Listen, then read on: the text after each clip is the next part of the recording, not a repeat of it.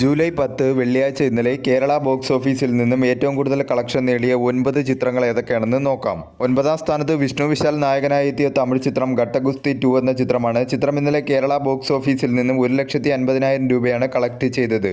ഈ ചിത്രം റിലീസ് ചെയ്തിട്ടിപ്പോൾ 8 ദിവസം പിന്നിട്ടിരിക്കുകയാണ്. 8 ദിവസം കൊണ്ട് ചിത്രം കേരള ബോക്സ് ഓഫീസിൽ നിന്നും 85 ലക്ഷം രൂപയാണ് കളക്ട് ചെയ്തത്. ഒരു ബിലോ ആവറേജ് കളക്ഷനാണ് ചിത്രത്തിന് കേരള ബോക്സ് ഓഫീസിൽ നിന്നും ലഭിച്ചുകൊണ്ടിരിക്കുന്നത്.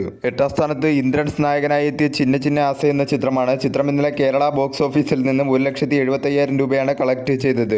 ഈ ചിത്രം റിലീസ് ചെയ്തിട്ടിപ്പോൾ 22 ദിവസം പിന്നിട്ടിരിക്കുകയാണ്. 22 ദിവസം കൊണ്ട് ചിത്രം കേരള ബോക്സ് ഓഫീസിൽ നിന്നും 2,12,00,000 രൂപയാണ് കളക്ട് ചെയ്തത്. ഒരു ബിലോ ആവറേജ് കളക്ഷനാണ് ചിത്രത്തിന് കേരള ബോക്സ് ഓഫീസിൽ നിന്നും ലഭിച്ചുകൊണ്ടിരിക്കുന്നത്. കേരളം, തമിഴ്നാട് ഒഴികെ ബാക്കി എല്ലാ സ്ഥലങ്ങളിലും ചിത്രം വാഷ് ഔട്ട് ആവുന്ന സ്ഥിതിയിലേക്കാണ് ചിത്രത്തിന്റെ ബോക്സ് ഓഫീസ് പെർഫോമൻസുകൾ പോയിക്കൊണ്ടിരിക്കുന്നത്.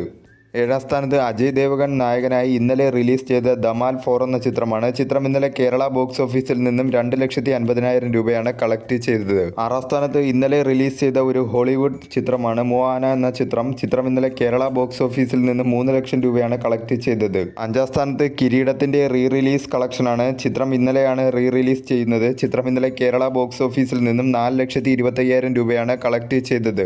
കേരളത്തിൽ ഇതുവരെ റീ റിലീസ് ചെയ്ത മലയാള ചിത്രങ്ങളിൽ ആദ്യ ദിനം ഏറ്റവും കൂടുതൽ കളക്ഷൻ നേടുന്ന 12ാമത്തെ ചിത്രം എന്ന റെക്കോർഡാണ് കിരീടം എന്ന ചിത്രം സ്വന്തമാക്കിയിരിക്കുന്നത്. 4ാം സ്ഥാനത്ത് ഇന്നലെ റിലീസ് ചെയ്ത ഇതയം മുരളി എന്ന തമിഴ് ചിത്രമാണ്. അഥർവ, ഫഹദ് ഫാസിൽ എന്നിവർ പ്രധാന വേഷത്തിലെത്തിയ ഈ ചിത്രം ഇന്നലെ കേരള ബോക്സ് ഓഫീസിൽ നിന്നും 4,50,000 രൂപയാണ് കളക്ട് ചെയ്തത്. 3ാം സ്ഥാനത്ത് ചിദംബരം സംവിധാനം ചെയ്ത ബാലൻ ദ ബോയ് എന്ന ചിത്രമാണ്. ചിത്രം ഇന്നലെ കേരള ബോക്സ് ഓഫീസിൽ നിന്നും 7,40,000 രൂപയാണ് കളക്ട് ചെയ്തത്.